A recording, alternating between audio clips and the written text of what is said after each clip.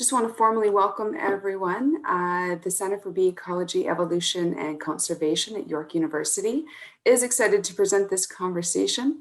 As we gather today and open this event, I want to take a moment to pause on and reflect on our relationship with the history of the land upon which York University is built. We recognize that many Indigenous nations have long-standing relationships with the territories upon which York University campuses are located that precede the establishment of York University. York University acknowledges its presence on the traditional territory of many Indigenous nations. The area known as Tuggeranto has been caretaken by the Anishinaabe Nation, the Haudenosaunee Confederacy, the Wendat, and the Métis. It is now home to many Indigenous peoples. We acknowledge the current treaty holders and the Mississaugas of the Credit First Nation. This territory is subject of the Dish with One Spoon Wampum Belt Covenant, an agreement to peaceably share and care for the Great Lakes region. As we are coming together from different areas across Ontario and beyond, please also consider the unique history of the land upon which you are joining us from. Today, we get to have a really great conversation about bees, people, science, and others. And joining us today is Dr. Clement Kent, who is an adjunct professor at York University.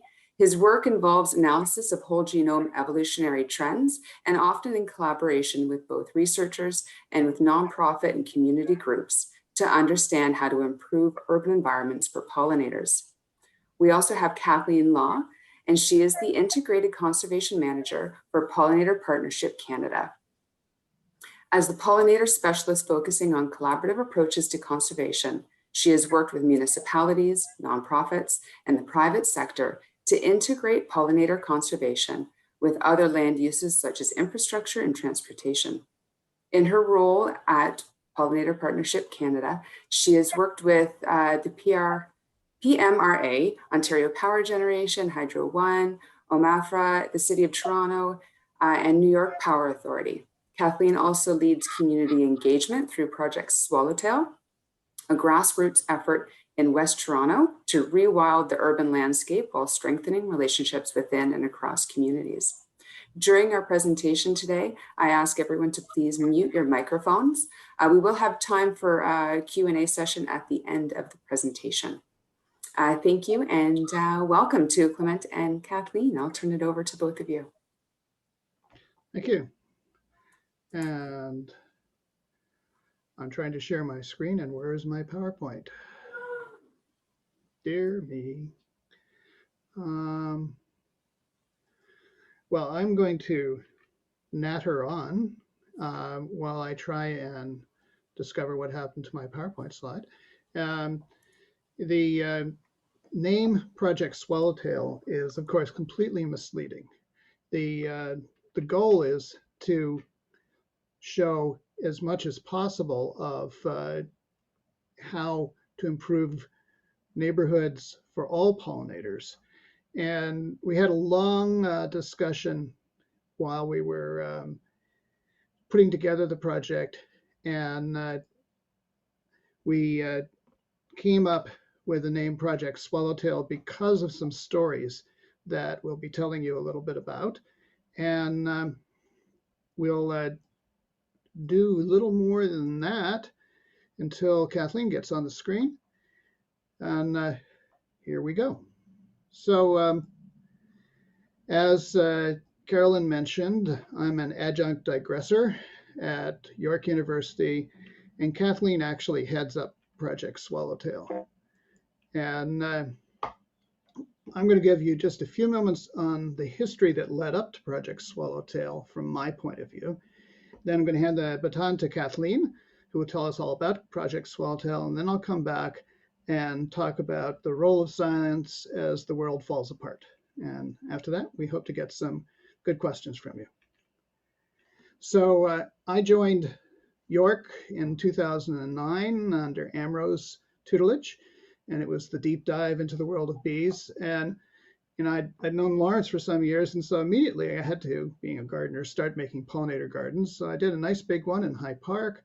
In 2011, I wrote a booklet about how to make one, did a pollinator garden at a show, and got the NAPC award for Canadian Pollinator Advocate. started a blog, and then due to lack of funding, had to retreat to fruit fly work in Virginia, but came back to Toronto happily when AMRO got new funding and became a member of the Pollinator Advisory Group of the City of Toronto. And this is going to be important later on when we talk about getting things done. And in 2017, the Pollinator Advisory Group's recommendations moved towards becoming city policy. And people like Scott and Sheila were also strongly involved in that Pollinator Advisory Group, which I think was a very successful meeting of minds between scientists and others. In 2018, started building another large pollinator garden in another Toronto park. And something I had identified back in 2016 as a goal was to build pollinator corridors, and we began work on that in 2019 on a shortish one. It's about 1 kilometer long. And in the course of that, people got interested in it, and I was able to raise a little bit of private cash, and Project Swallowtail started. Along the way, I was doing a little bit of academic work too. The question that I have is, how can we promote a virtuous circle in which bees, people, and the science of their mutual impacts, and all the other parts of restoring damaged ecosystems to save the world, to put it modestly, can interact positively? Bee science is important, but it's only one part of the challenge. And as I am a retired bee scientist, I get to look at many more things than just the bee science. People are complex, ecosystems are more complex, and reducing the damage people do to ecosystems is urgent, but not easy. So I helped, along with other people, to create Project Swallowtail to try and engage with the people complexity and the ecosystem complexity with a view that is not primarily academic. We called it Project Swallowtail, but it's really oriented towards all pollinators. So, since Kathleen has already gotten an introduction, I'll briefly say that she did her master's in 2016 at the University of Guelph, and the thesis topic was Find a Common Ground, the Challenge of Pollinator Conservation in Conventional Agriculture. And her advisor was Bren Bradshaw, and if you want to know more about her, go find her sometime after COVID when she's fiddling with some of her friends. Over to Kathleen. Thanks, Clement. I did not know you were going to mention the fiddling part. Thanks, everyone, for the warm welcome. I'm speaking from Mi'kmaq, also known as Nova Scotia, where it's also very rainy and humid today. And I'm also going to start sharing my screen.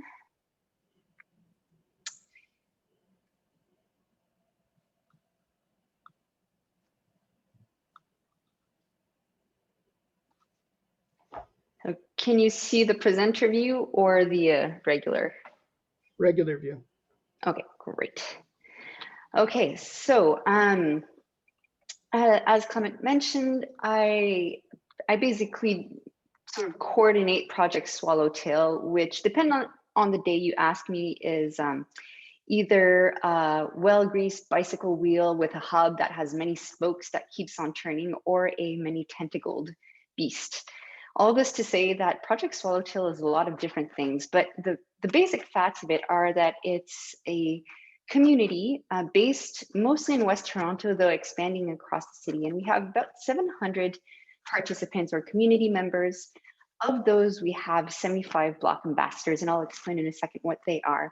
We have over 50 community groups and schools that are involved, and a steering committee, of which Clement and many others are members. So this is a map centered around our main and original project area, which was West Toronto. And West Toronto we chose as our original project area because many of us who are part of the steering committee live and work there, but also because there are significant habitat areas such as High Park and the Lake Shore, the West Toronto Rail Path, Dufferin Grove, and many significant parks. So since then, in the last year, the project has really expanded. And as you can see, we have participants across the city. So the blue dots are sort of individual participants and the yellow ones are block ambassadors. And what's not pictured here are the community groups and school groups. So at the core of the project is the steering committee. So we have representatives from these various organizations, as well as members who are there in their own right, including Peter Ewens, who's a wildlife biologist, formerly with WWF, Lorraine Johnson, who's a native plant expert and author, and several other people who are well connected in our project area and who are naturalists of various stripes. So what the steering committee does is essentially, well, it does a lot of different things, but it basically acts as that hub in that wheel. And we come together, we discuss where we want to go with the project, who we want to bring in, the resources and partners that we can rely on and that we can collaborate with to do all kinds of different things. So some of them are the more outward facing things, so things that we would do with participants and community members, and some of them are a little more substantive, or a little more focused on the skills and the capacities that we have within the steering committee. So, for example, some of the things we've done in the last year is weigh in on some policy issues at the City of Toronto. So we're very lucky to have some City of Toronto staff on the steering committee, which gives us a great opportunity to have insight into what's coming up at City Council for discussion and within various committees, and what the opportunities are to influence city policy. So we've had a chance to use the expertise within this committee and also bring in the sort of the weight, if you will, of our community participants to write to committees in charge of the natural garden exemption bylaw. We've also been able to work kind of behind the scenes on clarifying the boulevard planting specifications so that we can find more of those boulevard pollinator patches, and also gain some support from city staff ahead of these things popping up. We're also, and this is kind of on the down low, working with city to change the collection schedule for yard waste, and also introduce a public education campaign so that people are cleaning up their garden a little later on in the spring, so as to minimize the impacts on pollinators.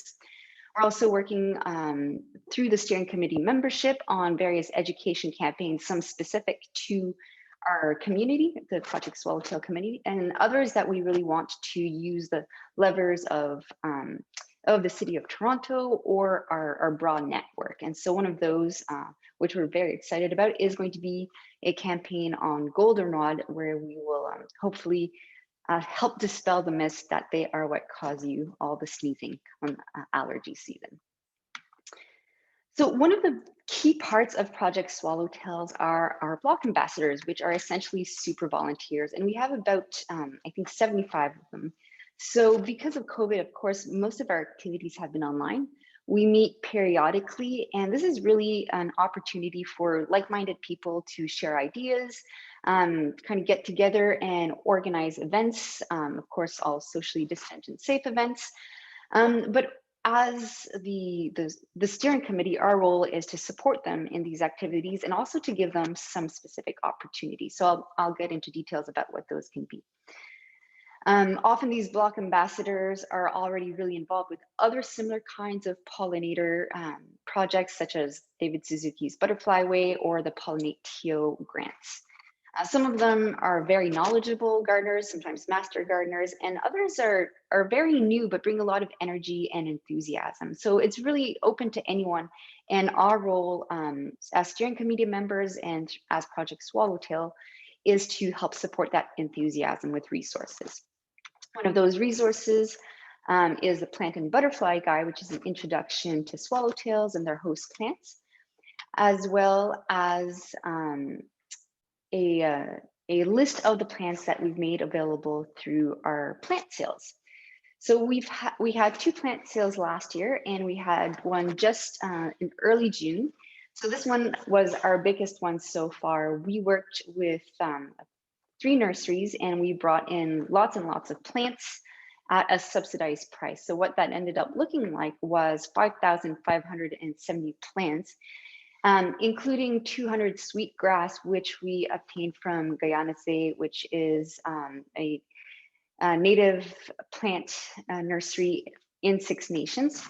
And these sweetgrass were not for sale, but these ones we gave as gifts to our community groups, to our partners, to Block ambassadors, as well as to Indigenous organizations in Toronto, including the Medicine Garden at St. Anne's. So those were 2 important partnerships, actually, because of course we had to distribute these plants safely during COVID.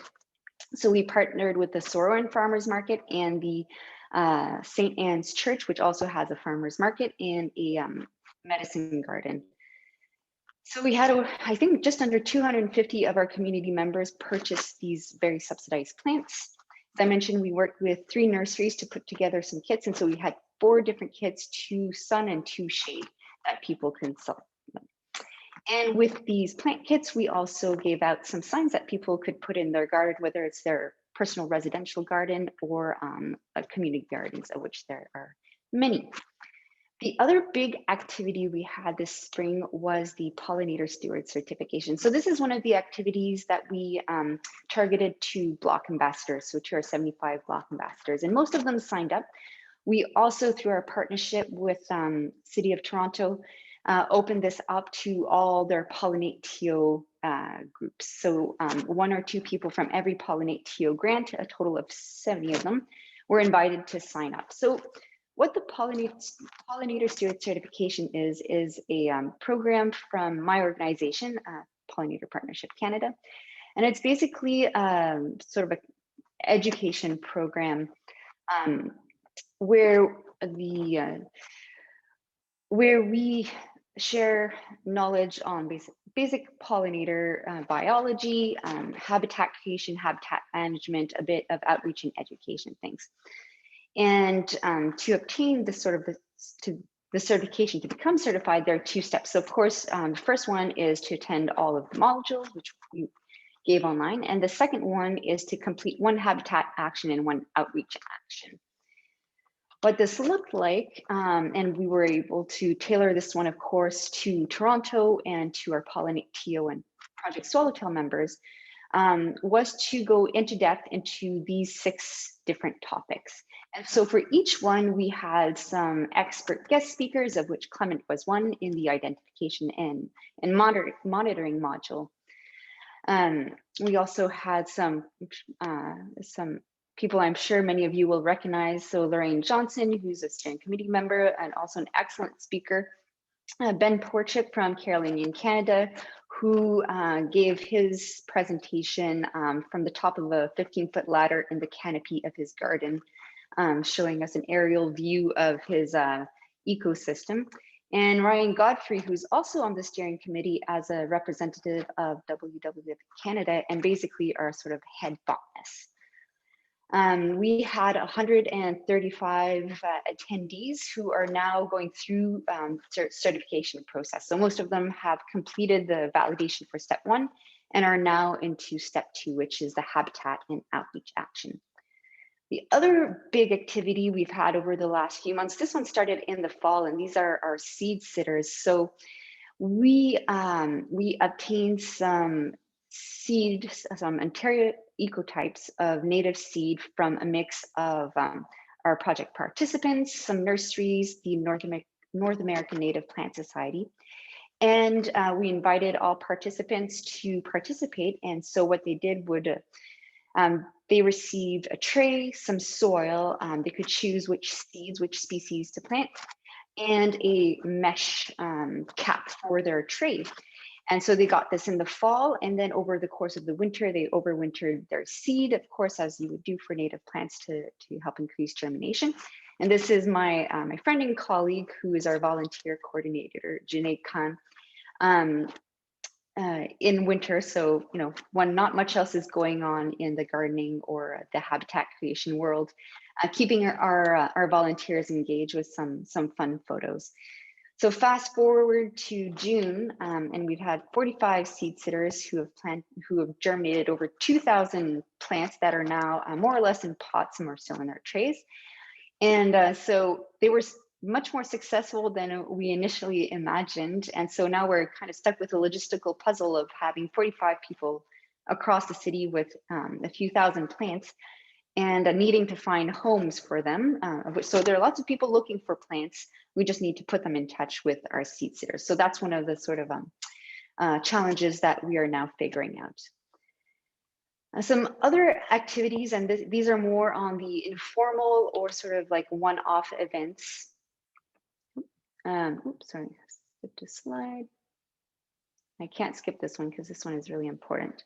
So Pete Ewens, who's one of our steering committee members, is basically has an incredible home nursery. So last year he grew over 1,200 plants out of his backyard. This year he's topped over 2,000, and he just gives those out very kindly and very generously to anyone who asks or anyone who gives. He also spends his time helping people create all kinds of beautiful gardens in public spaces as well as private spaces using these plants and other resources from Project Swallowtail.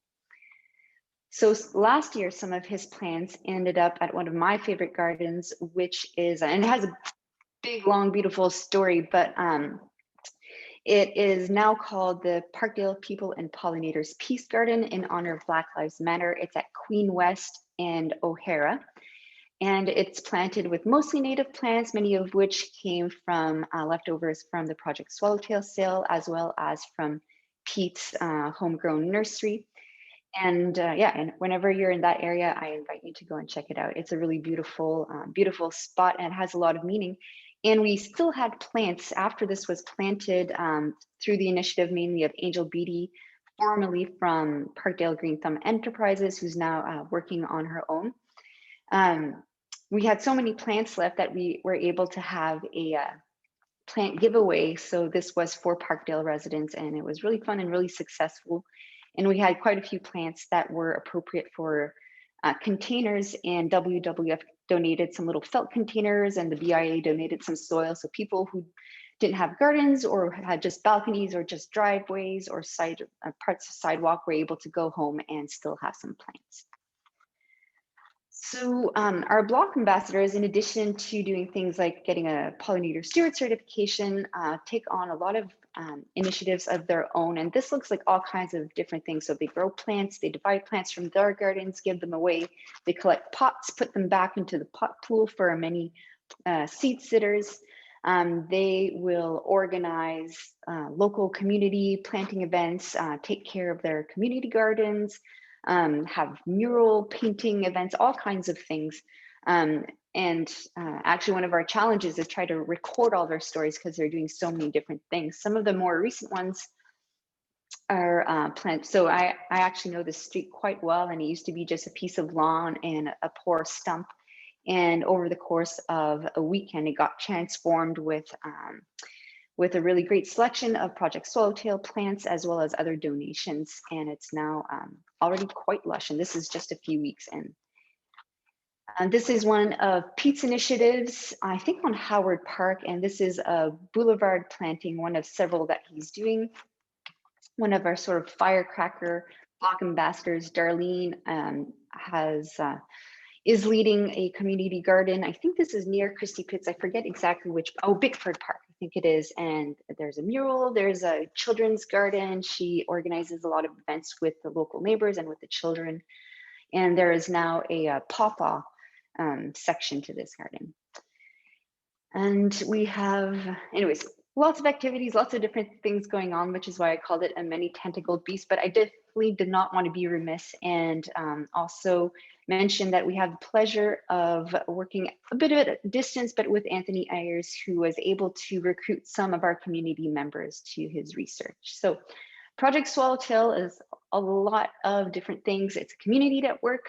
It's an opportunity, especially given this last year in social isolation, for people to connect with each other, even if it's been mostly online. It's been some really meaningful and genuine connection between like-minded people.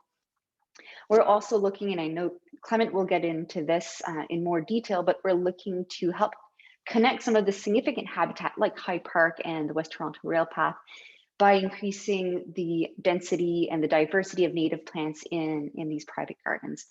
And it's also very much a social space because all of this relies on the interactions between the steering committee members, the block ambassadors, between the participants, and our many partners and collaborators. So it's also very much an experiment. We're learning as we go. And on that note, I will say thank you and stop sharing my screen.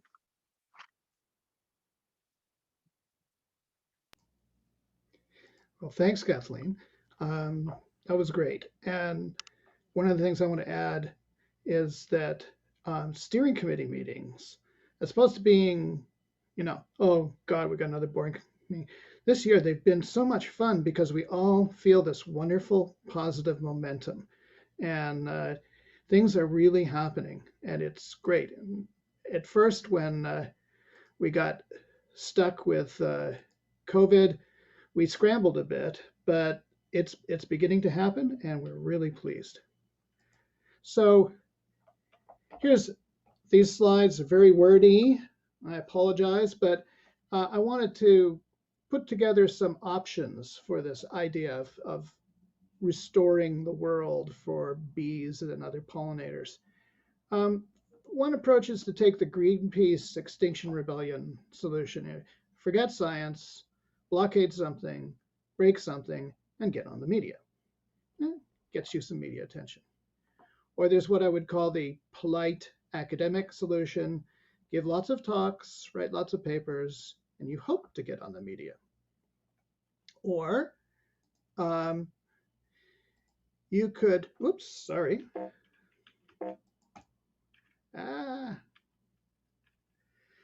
Or you could do the QAnon solution, which I define as starting a cult, claiming that unless we save bees first, Jesus won't save us.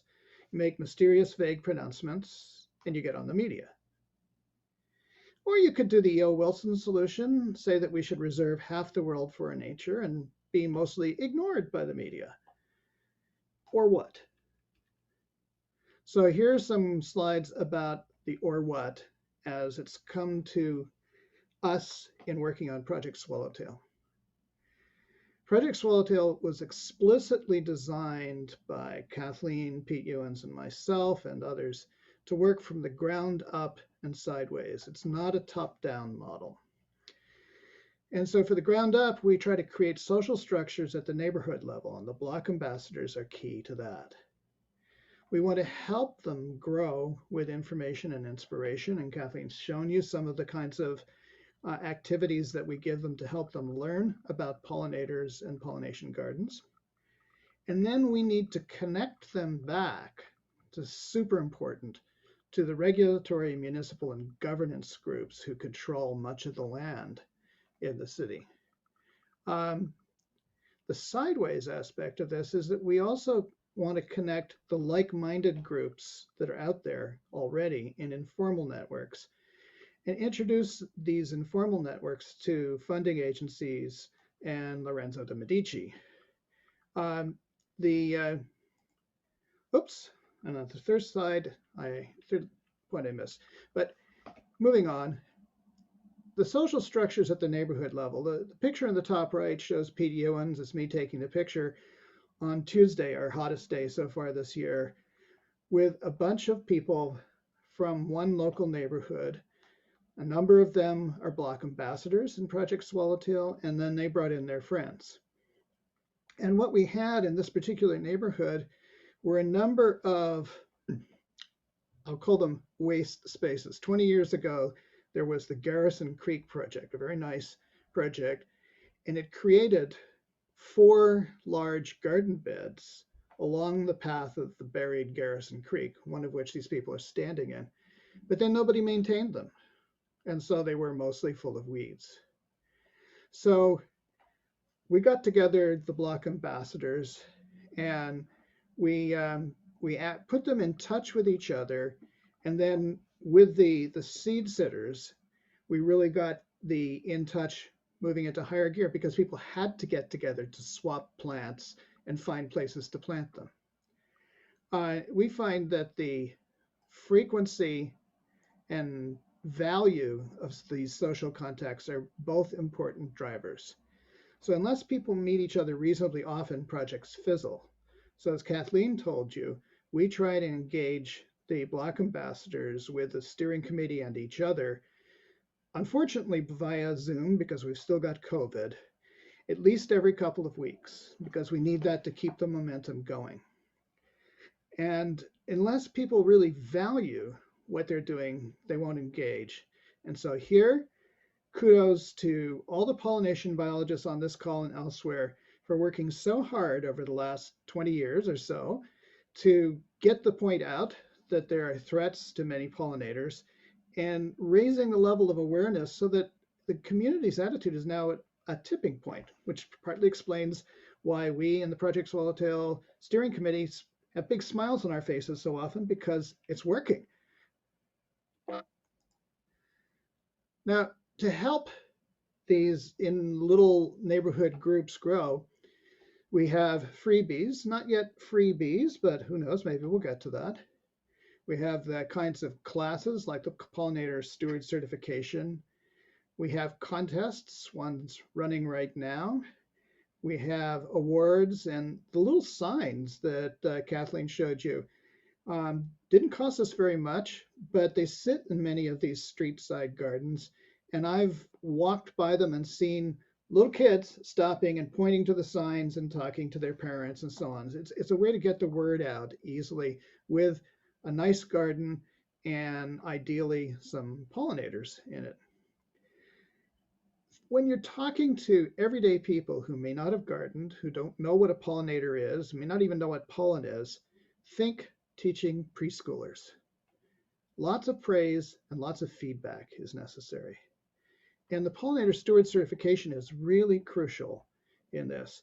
I had an experience before we started this project with working with master gardeners, a program that has a lot of people in it who get a certification, and then to maintain their certification, they have to do a certain number of hours each year of learning about it. And I would talk to them often about pollinator gardening. Pollinator Steward Certification takes that to a higher level of intensity and gives them a really good cram course. I was watching when Vicki Wojcik of Pollinator Partnership Canada did the bee identification section for them, and she got into the details of, how to tell an andrina from a halictus and so on and so forth. And so these people were being introduced to things they had never heard of before to tell them why we're trying to promote diversity. We also need targeted, colorful, and easy to understand information sources. So I wrote the How to Make a Pollinator Garden booklet in 2011, and school teachers around Ontario still download it from academia.edu.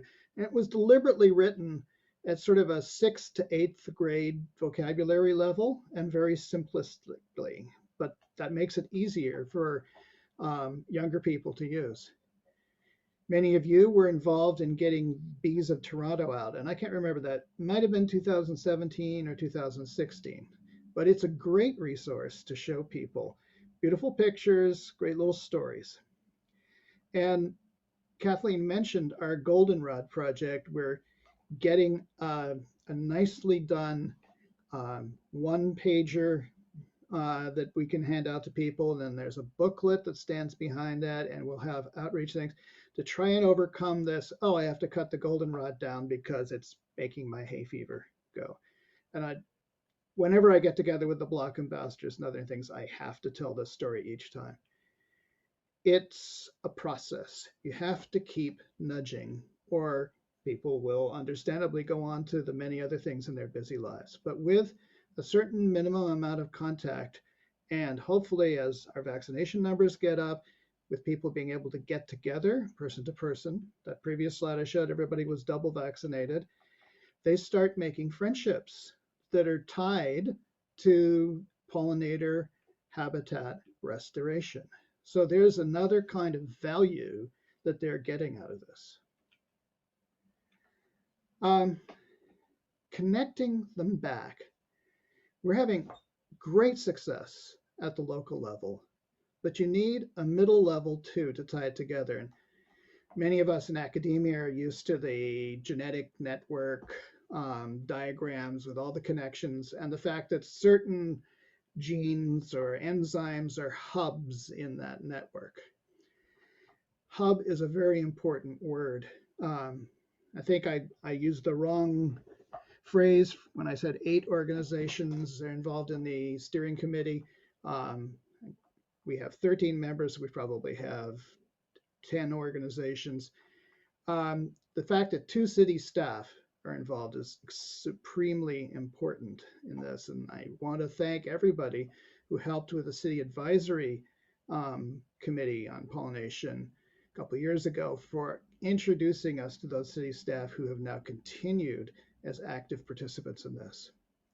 So we act as the hubs in this informal, loosely connected network of local groups, politicians, city bureaucrats, and the many other environmental or save the bees groups that have already sprung up.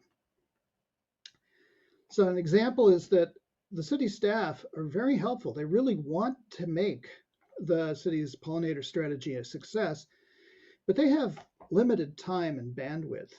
So as hub members, we boil down requests from local groups and get them to the right folks in the city, and then often act as a relay point back and forth in there. We try not to be a bottleneck.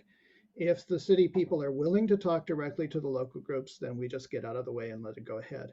But sometimes they say, I get 300 emails a day, just boil it all down and give me the ones that really matter. The city's got lots of bylaws. We translate the city policy to simple instructions for locals. And Kathleen mentioned the boulevard restrictions. Boulevard in this case means, the area between your sidewalk and the street. Tree lawn is sometimes called. The city has a rule saying you can't plant anything tall in there because you'll obstruct the view of the street. So we went out, found out what that height limit was, did a little bit of negotiation with the city to get it a little bit higher. And now we have a brochure that goes out there and helps people do that. And the planting of these boulevard gardens, which are visible from the road and from the sidewalk, is really helpful because lots of people see them. And the other thing that happens is with the good work of all of you pollination biologists and helping this reach a tipping point, we have many more people who want to help the bees than who know how to do it. And we try and encourage them to band together within their neighborhood. We had an instance where 2 very committed people were trying to get one specific park going, and they didn't get much attention until I worked with them and we put together a Friends of the Park group. And then when you contact your local counselor and they see that it's this group which has got a dozen or more people, the counselor's staff are more likely to bring it to the counselor's desk. So we're trying to help people achieve critical mass at the lowest level as well. I've already addressed this point, that the Packers, Talamies, Suzuki's, and so on have already engendered lots of attention. So we're at a potential tipping point in terms of people being willing to do this. And of course, watching Lytton, BC burn down or Miami wash away brings people's attention back to the environment. There are so many local environmental and conservation groups out there, many of which I wasn't even aware of. And one of the things we do is we just try and network with them to bring them all together and share information. And we're getting a lot of positive feedback through that networking. They're all doing great jobs, but information sharing between them means that sometimes we can be more than the sum of the parts.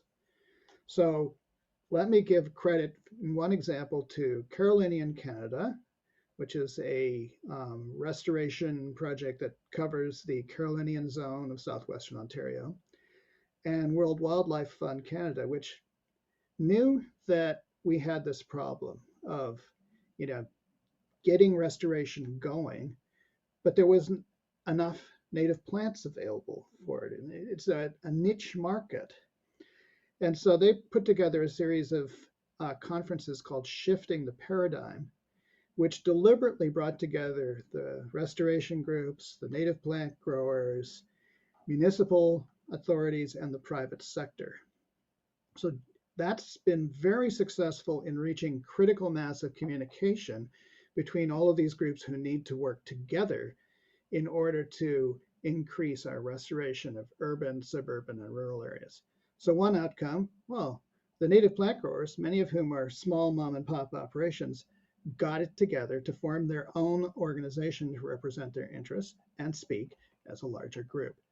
And those of us who occasionally have access to funds, we're working to make them aware of what kinds of native plants pollinators would like, and to be able to get to the point where we can place orders. Right now, we can only place orders about 3 to 6 months in advance, but we're working towards being able to place orders a year in advance, which is where you begin to hit the sweet spot where the grower has enough time to build up their stock, but knows that they're going to be able to sell it.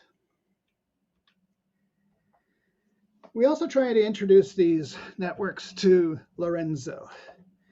If you look at the fine art of the Florentine period of the Renaissance, so much of that was funded by the Medici family and a few other rich groups. At that time, there was no other real source of funding. Today's funders range from individuals to not-for-profit foundations to greenwashing foundations. Some of them do a real job, but it's sort of like put in the big company's name followed by some green-sounding phrase, and that's where these foundations come into existence. However, they all want long grant applications, not as long as an NSERC application, but more than most local people have experience with. So the hub organizations, we help them in getting those grants written. Often, only not-for-profit groups can receive those grants. It's set up that way at many of these foundations. So the little local group of friends in so-and-so park, they haven't got a charitable registration number or something. So what we do within our network of hub organizations, several of which are not-for-profit, is we end up agreeing to host the application, and then we flow through the funds to the local group. And the funding agency is happy because our hub organizations are on the line for, you know, reporting back and getting the auditor's report and so on. And the local people have a connection now out there. One of the beautiful examples of this is the City of Toronto's Pollinator Gardens Grants Program, which arose from the City Advisory Council. And those grants have to go to a registered not-for-profit organization. Two Block ambassadors who live in Parkdale decided to apply, but they themselves didn't have the right not-for-profit status. So they did so with the Horticultural Societies of Parkdale, Toronto, c'est moi, as the hub organization, and they were able to get their grant and move forward. Now, it's really important as we move out of the startup phase to provide working examples. This is like OU academics when you have to provide some preliminary data in your grant applications, otherwise they won't look at it. Same thing in the not-for-profit sector. So when I worked on building a corridor of native plants between High Park and Sororan Park, that became an example of working at the neighborhood level where we could put some pretty garden pictures into the discussion of it. And that helped kickstart $10,000 of private patron funding, which is how we got Project Swallowtail going. And then in our first year, we got enough working examples of block ambassadors, gardens planted, good activities done, that Kathleen, bless her soul, was able to write 2 grant applications, each for $50,000, that are helping to fund our work this year and the years that follow. So from $10,000 the first year to $100,000 the second year. I'd love to see $1 million next year. I hope some of you Medicis out there just dig into your pocketbooks. And as we've gotten publicity and networked with other groups, we're bombarded by requests to extend the program to their area. Now, I was the one arguing for keeping the program limited to the West Toronto area in its first years, because I know that LAFX and similar things result in tipping points ecologically. If your density of the plants and habitats that support particular pollinator species is too low, they won't really spread. So even if you double or quadruple the number of flowers that they would like, if your density is still too low, you're probably not going to see much of an increase in their numbers. So we're trying to get to those critical densities, which is why I wanted us to keep the first trial area concentrated. And Anthony's sampling in that trial area. Most of our gardens haven't yet reached maturity, so in some sense, he's sampling a baseline year for us. And then we hope that over the next couple of years, as the density grows higher, we'll see that disproportionate response. But as the funding has increased, we're able to take on more. So we went from 1 area and we added 2 more this year, one in Etobicoke, which is a suburb of Toronto, and Leaside, which is in the eastern part of Toronto. And so 1 last year plus 2 this year, and I'd like to add in 4 next year, funding permitting. And how we're going to do that? Now we're back to getting media attention. We don't go after media attention as our first goal. What we'd go after is producing these whole is greater than the sum of the parts local efforts, and then the media catches attention, like this blog TO post here on the right, which talks about how we're creating this wonderful butterfly habitat. And I know people like Lawrence are wincing at the swallowtail and butterfly and so on. Once I get people sitting down with me for a longer time, I can explain to them about all pollinators, or Vicky Wojcik can do that. But we chose to have a big, pretty thing that people aren't afraid of. People are disproportionately afraid of bees. So I'm going to finish up talking about the role of science in this. No, I haven't told you any science about bees. So this slide says, yes, of course we still need bee science. So formal academic science can tie into these kinds of community efforts. So Anthony Ayers is doing sampling, but in our training of the pollinator stewards, we're also introducing them to iNaturalist, training them to recognize, ooh, that's a bee. For a lot of people, they can't tell the difference between a bee and a fly, which Lawrence has demonstrated to great effect on many occasions. So with iNaturalist, we get a bit of a citizen science effort started to complement academic structured efforts like Anthony's sampling. And our goal really is to say, how much do we have to increase the density of the appropriate habitat before we see any real response? And science is helpful in kind of stupid ways, being able to put down the fact that I'm an adjunct digressor at York University on some of our communications adds a sort of specious sense of credibility. Take your credibility where you can get it. There is much, much more work in conservation, restoration, and climate change ecology needed. And it needs to be done with at least one of the deliverables of the academic work being interfaces with these kinds of non-academic groups, the provision of practical scientific advice to these groups, so that the much larger world of non-academe can work better and better. And academe, even though it has large internal networks, it needs to strengthen its links with these non-academic hub organizations. So I know this is outreach and it's a minor point on the bottom of your tenure application, how much community outreach you've done. But, you know, hey, we'll bug the universities to give outreach more credibility, more impact, and you and your students need to do it an awful lot more. And I know that's really hard to hear because I know many of you do as much of it as you have time for. But I began by saying ecological collapse is happening and we really are at an emergency time here. Another point of view is publicly demonstrated by Diane Sachs, formerly Ontario's Environment Commissioner, who was fired by our anti-environment current provincial head. It's like our governor. In an email to me after I had said something about getting scientists more involved in these issues, she said, "We're all struggling with how to communicate the urgency of climate change. I'm not convinced, though, that what people most need is to hear more from scientists. My suspicion is that what people most need is a concierge to help them find concrete ways to be part of a solution."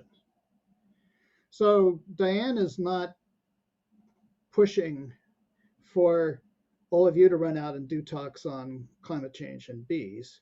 She's saying we need a concierge. So, you know, I haven't put the want ads in the academic journals yet for scientific concierges, but think about what it means, especially for some of your students, or for those of us like me who may be retired and have more time, or perhaps even for part of a sabbatical. What can you do to help ordinary people find concrete ways to be part of a solution? And this is a big part of my retirement and what I'm trying to do. And that's what I think the academic members of Project Swallowtail are trying to do, to keep the science involved, but get it to be practical faster. So I'd like to thank Project Swallowtail's many members and supporters, and of course to BC for an opportunity to tell you that you're not important and you should all become concierges. And I would like to not thank York University for denying me journal library access and denying me remote access. So don't ask me to look at data that may be left on your servers. So over to you guys. I would think it would be great if the first 3 questions could go to any students or non-PIs in the crowd.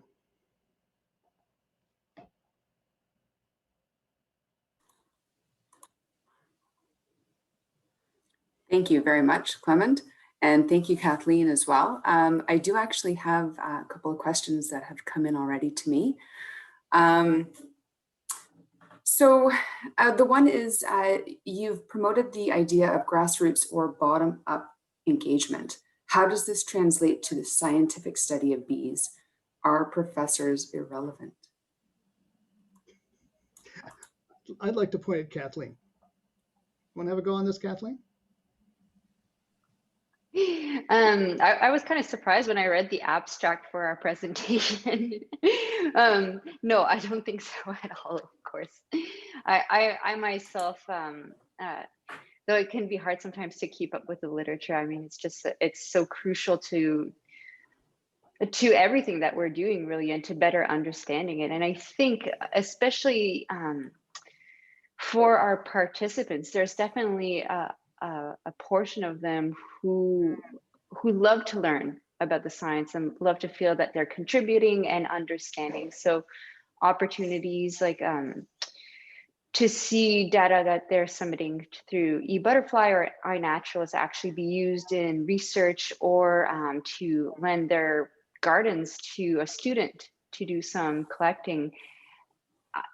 From their end, from our participants' end, they really appreciate it. I think from my perspective, we need to understand better how to target our efforts. And of course, it's always going to be complicated. You know, I think the science is always more advanced than the capacity for an NGO or a municipality to put it into practice. But I think it's just part of this ongoing process of learning and discovery. So there's always going to be a lag, I think, between the practice of conservation and the science of it.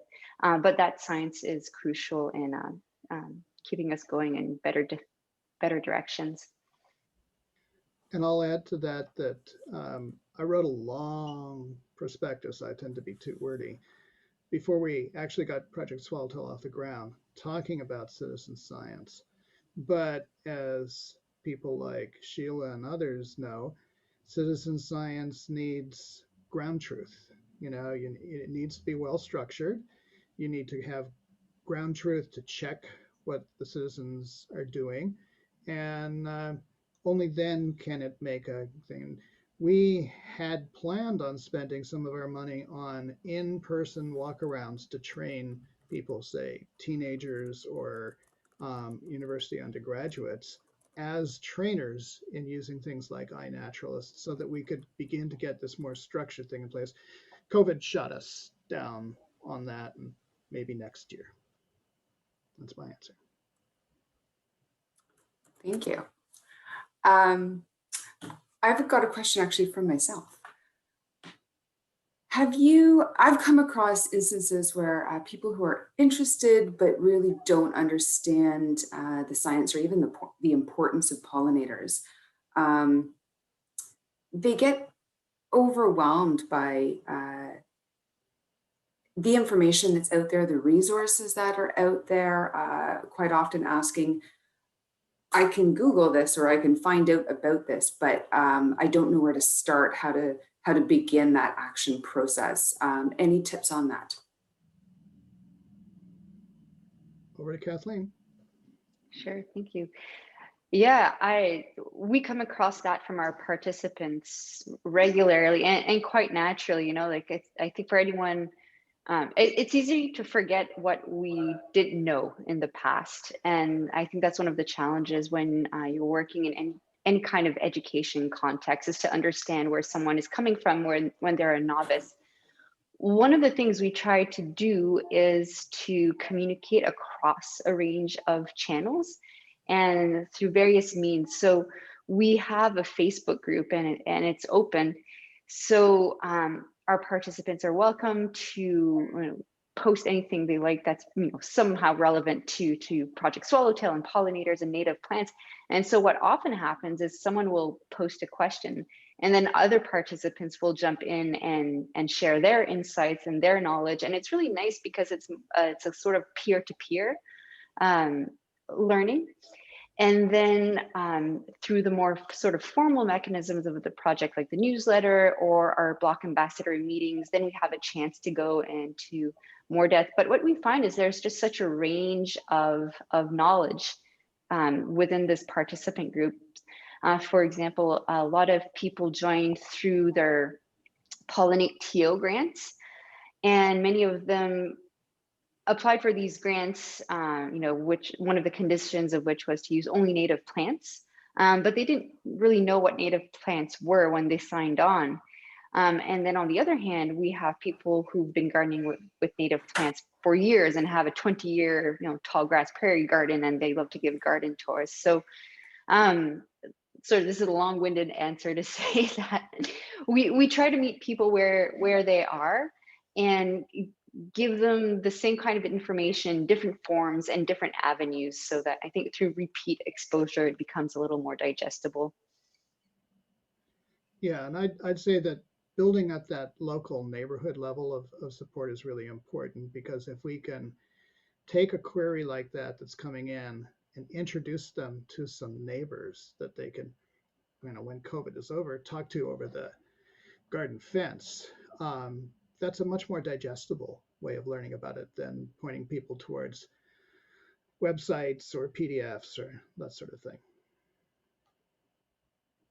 Can I ask a question? I'm just listening to what you guys are saying. Something that occurs to me occasionally recently is that I'm often encountering people who are on the entry-level side at parks. And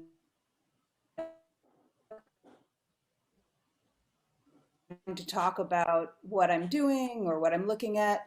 And I just like started thinking like, is there a way that as part of their job, we could bring that cohort into learning? Because I know that they don't maybe have the time to do volunteering or unpaid work, but I don't know if anybody has worked with their city's parks departments and as a way to try and offer education opportunities to people who might not otherwise be able to seek them out or get them as part of their employment.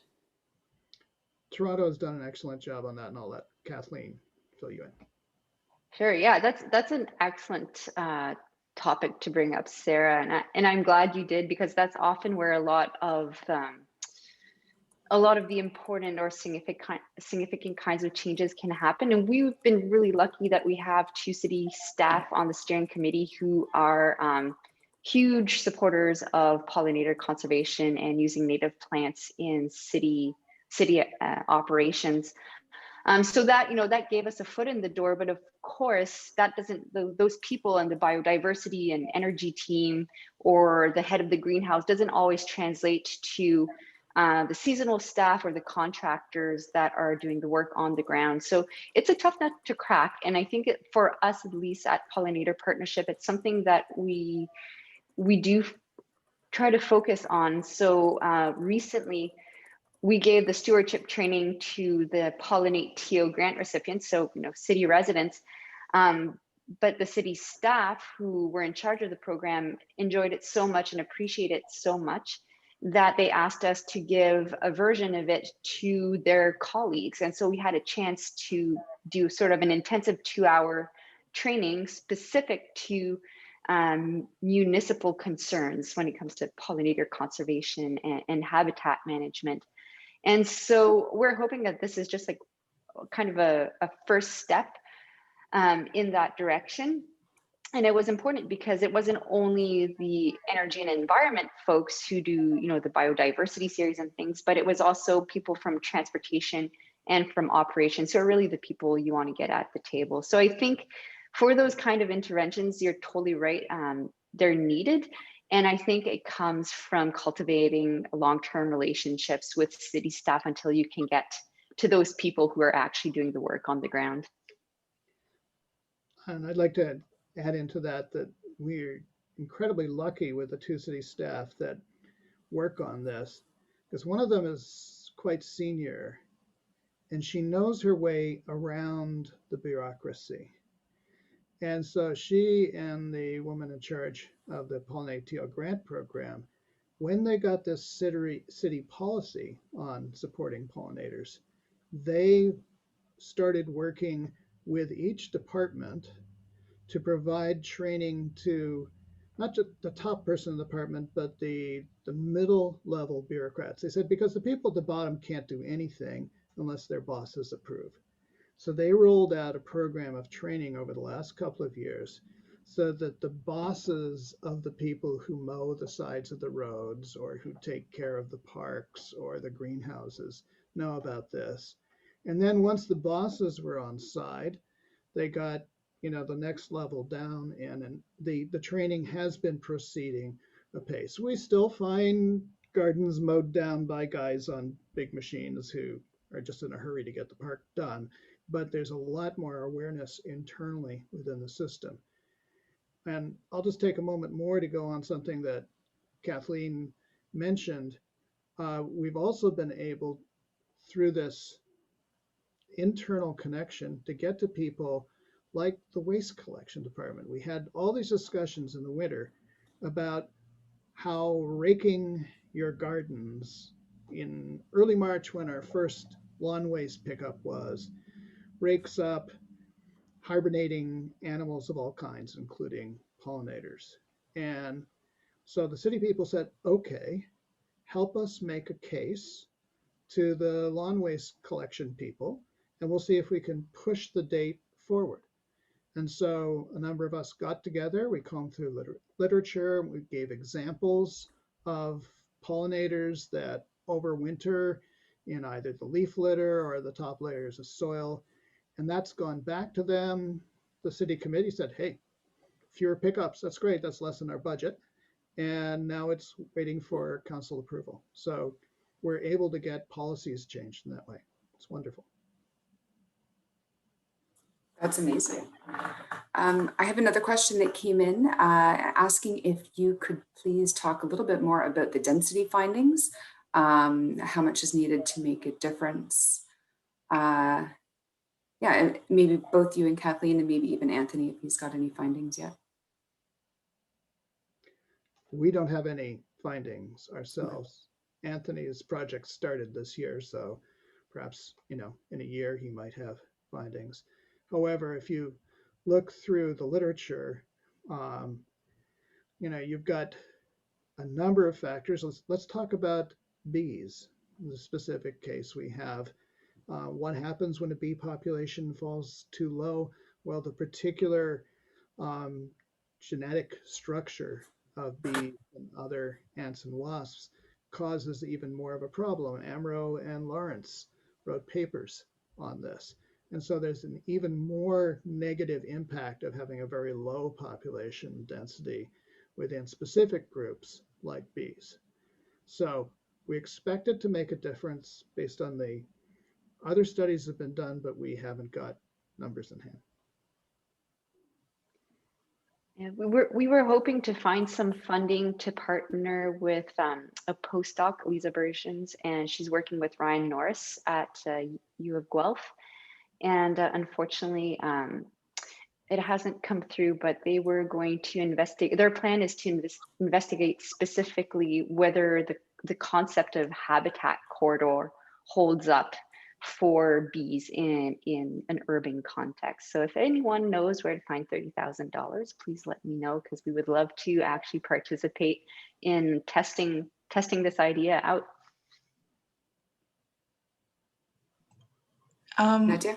Yes, thank you. So I wanted to ask about your plans of expansion, actually.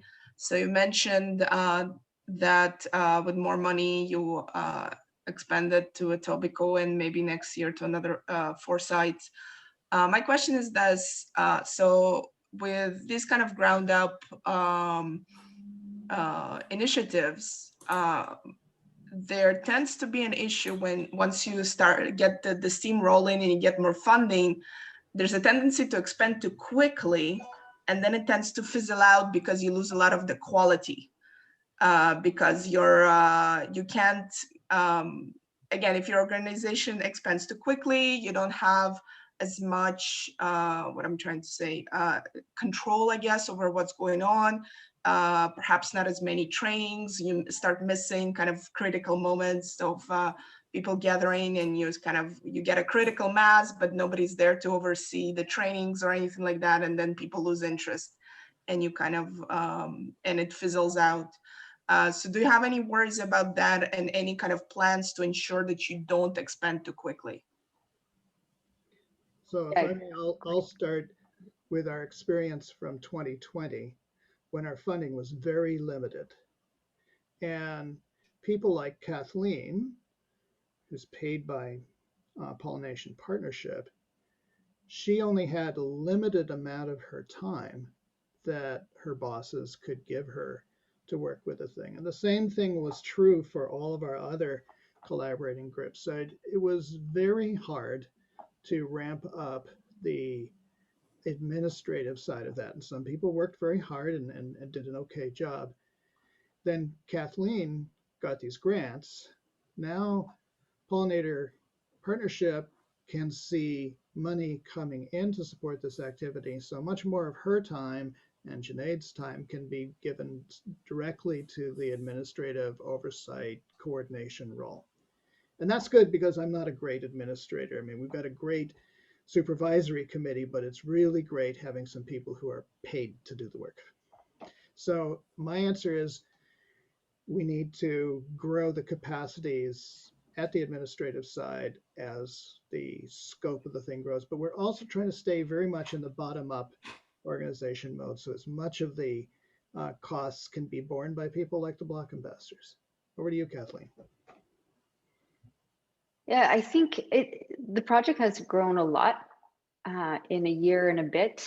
I think we went from 150 participants last March to just around 700 now. But a lot of it has been through word of mouth. And so I think that's one of the strengths of this project. And it's one of the internal tensions that, we're learning to navigate for ourselves, as an organization. On the one hand, we had this concept at the origin, at the onset, which was the habitat connectivity, which is why I wanted to be in West Toronto. And I was hesitant to expand from there. But the other dimension of the project is the social cohesion and the opportunity to create community. So it's not just about the ecology of it, but it's also about the relationships between people and between different communities and demographic groups. So I often find myself having to make decisions where I need to strike a balance between these two big dimensions of our project. So far, it's been expanding organically, and I'm happy for it to keep going in that direction.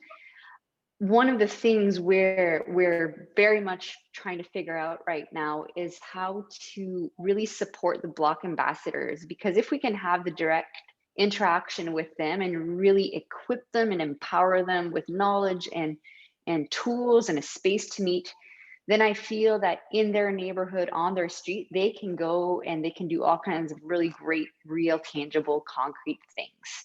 And that's kind of the concept we've been working with. But of course, that's what it's on paper. In reality, it always looks very different. So we have 75 Block ambassadors. We have maybe 35 that are there semi-regularly, and a group of 12 that are super keeners. And we are holding on to those 12 keeners very closely. So yeah, so it's, I have to say, like, I'm learning this as I go. It's a question I'll be interested to look back on in a few years from now and see what decisions we made and what the results have been. But I think for us, for me personally, a big part of this is to make it inclusive so that people can feel welcome, and to have a diversity of offerings so that people can participate as much or as little as they want, and it's always open. But yeah, we'll see that what that looks like over the years. Thanks, Nadia. Wonderful. Rachel, did you have a question? I did actually. So I don't know if there are other groups that are working on this already, but I was wondering what the bandwidth of the project would be to get involved with schools more formally. So for example, providing some resources and curriculum which situates pollinator projects or service learning projects within the science learning standards for Ontario for grades 1 through 8, for example. And then you can have like a service learning project where students are actually hooking up with their local groups and working on these, and find teachers really respond to things that meet their needs in terms of hitting those curriculum goals. And also if you're providing them resources and, something they can grab onto and they know immediately how to do it. It would be a wonderful thing to expand into. That is something I feel like we would need a whole other staff person Totally. to lead. Yeah. So the need is there, the desire is there. It would be, it would just be like a very boring question of funding and capacity. There are quite a few existing resources out there. And I think at this point, when we don't have something to offer, we try to connect people to those other resources.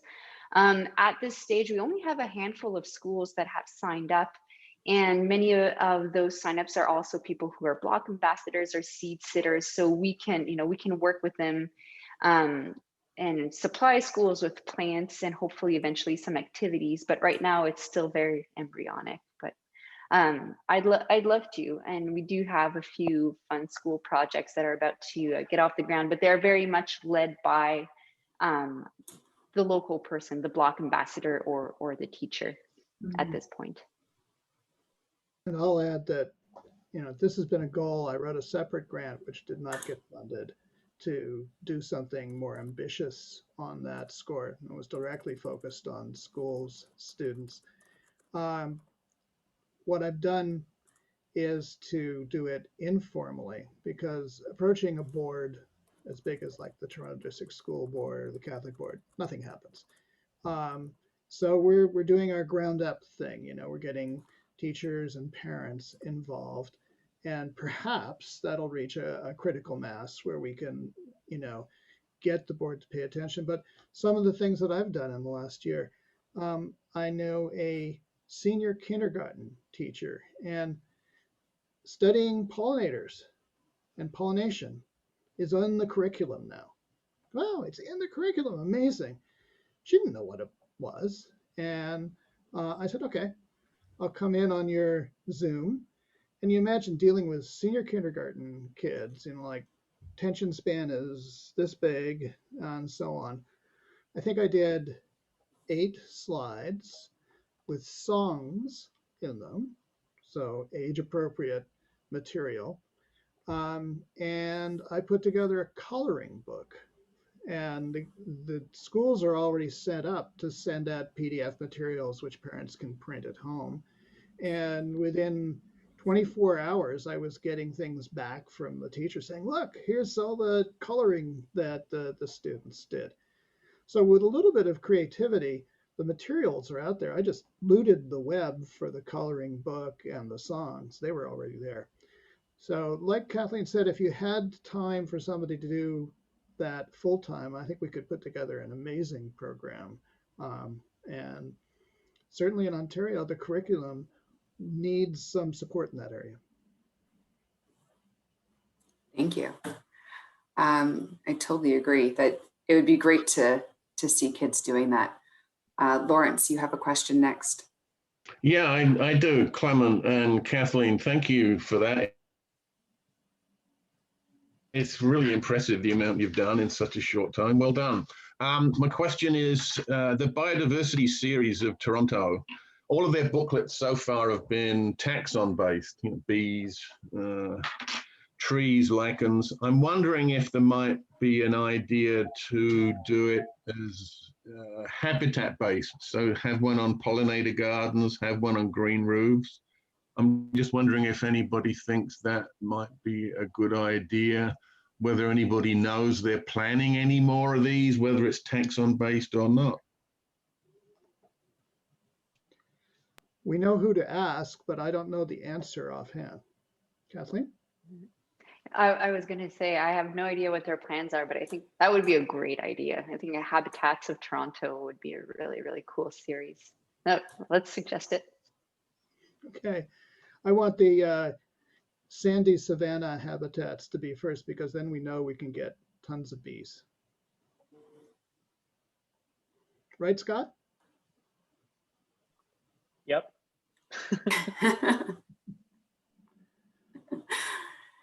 And one last question that I have anyways, and that we might have time for, ways and tips on how we can encourage people not to be fearful of bees and other small things that are flying. I think, you know, there's many students and young people, but even adults that are really concerned about random things flying near them in these spaces. So successful strategies to get people engaged despite that. I'll tell you what I learned from Jode Roberts, who is kind of the marketing genius of the David Suzuki Foundation, because when we first got together, you know, maybe like 2 years ago to talk about what would become Project Swallowtail, we were floating all kinds of different names and ideas and sort of, you know, branding concepts, so to speak. And he told us to stay away from bees because people are afraid of getting stung. And to just put a butterfly on it. So that's one of the reasons we went with Project Swallowtail. But I kind of like to think of something like the monarch butterfly as a bit of a gateway bug because people find butterflies beautiful and they're not frightening for the vast majority of people. And then it's, you know, you have one conversation, then you have another conversation, and hopefully one day you actually meet people outside and you can get up close and personal with some bees and see that there's not really much to be afraid of. But Project Killer Bee, yeah, that'll be down the line. I'm not going to speak to that, but Chris Kreisling asked are there any tips for replicating this model? And it's on our books. But one of Kathleen's grants requires her to write a progress report. And so we've begun surveying our participants so we can get feedback from the field, because we have an intuitive feel for which things have worked and which things haven't. But a lot of it is learning what motivates people, what keeps them going. So we're working on several things, surveying our participants, talking to each other, looking at where we end up in the fall, and then maybe in the wintertime, it's not quite so busy getting at with bees and butterflies and gardens, we hope to start producing a how to create your own local movement version of this, because we'd like to see it everywhere. Yeah, at the New York City Pollinator Working Group, we've been talking about a lot of these things, but not as kind of like a unified project, and certainly without any funding or anything like that. But a lot of the folks that are in the working group are based in institutions or organizations that have a lot to do, like the Museum of Natural History, or they are land managers of parks and gardens and things like that. So we've got the right people together to influence things, and we're tackling things from different directions, including policy, including the science and research, and including education and engagement. So we're doing something similar, just not nearly as organized as you clearly are. Yeah, I've just put into the chat the admin email address for the project, which will reach Kathleen, rather than putting in her personal email. And then our advisory committee will hear from that. We really encourage this kind of networking. I mean, I wish there was somebody here from Singapore or, South Africa, but we really want to make this something where we're sharing with you, because there are tons of different approaches out there. So please contact us. As Kathleen said, the Facebook is another very active place. You can join up there. And we've got a bunch of US participants on the Facebook group. And the website is projectswallowtail.ca. Kathleen? If Christina asked if I could share the garden sign again, if that's okay, I'll just quickly bring that up again. Yeah. So I've been in Halifax since these have gone out in the wild, but I'm getting reports from friends who aren't involved in the project saying they're seeing them pop up all over West Toronto, which is really fun. Yeah, it is. It's a really great sign. Oh, thank you. Went through many iterations because we had both graphic designers and entomologists involved. So had to find a middle ground between being symbolic and being accurate. The first butterfly they used was a California only butterfly, and a few of us said no. That's too funny. Oh, I feel like we could probably stay in chat forever. There's lots of great questions and avenues that we could take this, but we do have to honor everyone's time. I really want to thank Kathleen and Clement for sharing your expertise and sharing your successes and your challenges throughout, I guess, the working of Project Swallowtail. And we all look forward to seeing where this goes and how we can all get involved and encourage everyone around us to get involved. So thank you very, very much. I hope everyone enjoys their weekend and has an opportunity to get outside, maybe even start the process by connecting with your neighbors, starting to talk about pollinators, as I'm sure we all do in day-to-day life anyways. Thank you so much, Kathleen. Thank you, Clement. Thank you so much, Carolyn and everyone. And thanks to all the pollination biologists who've helped me become a sort of pollination biologist. Bye.